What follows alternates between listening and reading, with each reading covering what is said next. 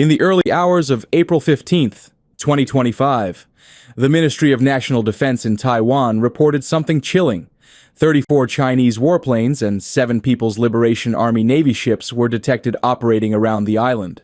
Not just near it, surrounding it. Among the aircraft were J-16 multi-role fighters, Su-30s, and KJ-500 early warning planes. Many crossed the median line of the Taiwan Strait, a boundary Beijing no longer respects. 18 aircraft even entered Taiwan's air defense identification zone. Let's break this down. This isn't the first time. China has intensified these maneuvers since 2022, increasing both the scale and frequency.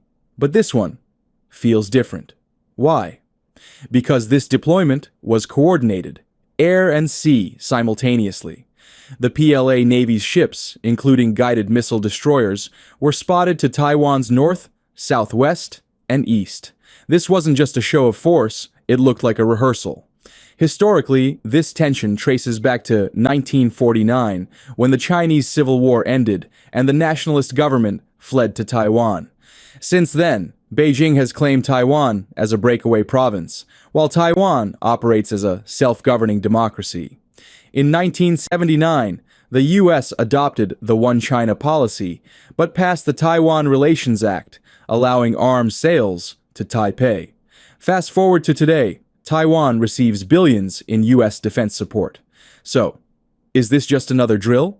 It's more complicated than that. China's actions align with its stated goal of reunification by 2049, the PRC's centennial. But speeches by President Xi Jinping suggest it could come much sooner, even by force if needed. In recent months, Beijing has rejected diplomacy with Taiwan's current administration, denounced Western interference, especially U.S. naval transits through the strait, and ramped up gray zone tactics, cyber attacks, economic coercion, and now military intimidation. Meanwhile, Taiwan's President Tsai Ing-wen continues to strengthen international ties. Just weeks ago, a U.S. congressional delegation visited Taipei, prompting furious backlash from Beijing. In response, China launched joint combat patrols, mimicking an invasion scenario. That's exactly what we saw with this recent deployment. The timing is also key. It comes just days after the Philippines and U.S. launched joint drills in the South China Sea. China likely sees this as a provocation, and it responds by flexing near Taiwan, a critical choke point in the first island chain, vital to U.S. Indo-Pacific strategy.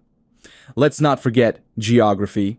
Taiwan sits just 100 miles off the coast of mainland China.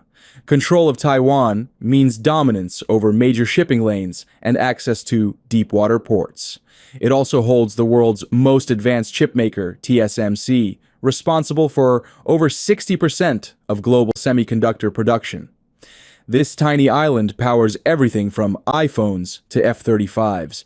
No wonder both Beijing and Washington consider Taiwan strategically indispensable. But where does this go?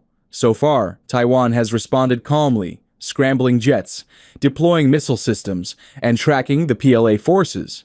The U.S. Navy, while avoiding escalation, has increased its presence in the Philippine Sea. Japan, too, has stepped up. In 2023, Tokyo announced plans to defend Taiwan in case of conflict, marking a dramatic shift in post-war defense posture. In short, the world is watching closely. Experts say we're in a new normal of sustained pressure on Taiwan.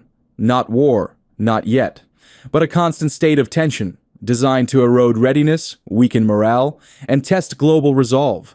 So what does this mean for you? A regional conflict in Taiwan wouldn't stay regional.